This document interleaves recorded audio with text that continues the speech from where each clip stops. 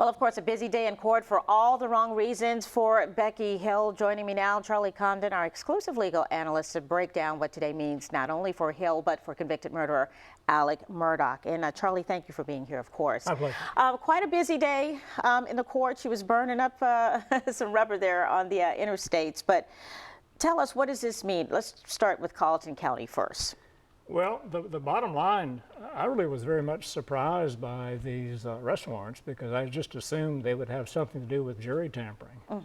Nothing in there about jury tampering whatsoever. So one would think that SLID looked at the jury tampering allegations and didn't feel that there was sufficient proof to bring any arrest warrants for jury tampering.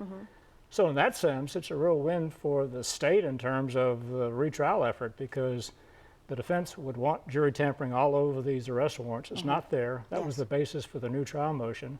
So I do think that that hurts that effort on the defense side. And having said that, I do think the most serious charge, they're interrelated. The perjury charge stems from Becky Hill. I was there. Becky Hill testifying under oath in Columbia before former Chief Justice Toll. She testified when being asked about, did you show any sealed evidence to anyone in the press? And she said no. And apparently, upon investigation, they found that she did. And so that's the perjury charge in Richland County, which is also related to one of the misconduct charges in Colleton County. And the other misconduct charge is that she's accused of using social media to promote her book. Which I would think a clerk of court in a small county in South Carolina perhaps wouldn't know that would be a crime.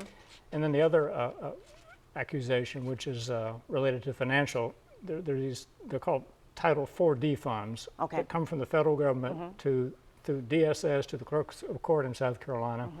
It's supposed to be used to enhance child support efforts.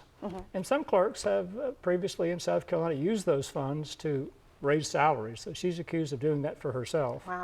And also, I think a bit troubling is right before she left office, she's also accused of giving herself a bonus of $2,000. But when you look at this, as I said, I was very much surprised. I thought there'd be jury tampering all over this. Nothing there. And so presumably she's cleared of those charges. And so what does that mean for Alex Murdaugh's team?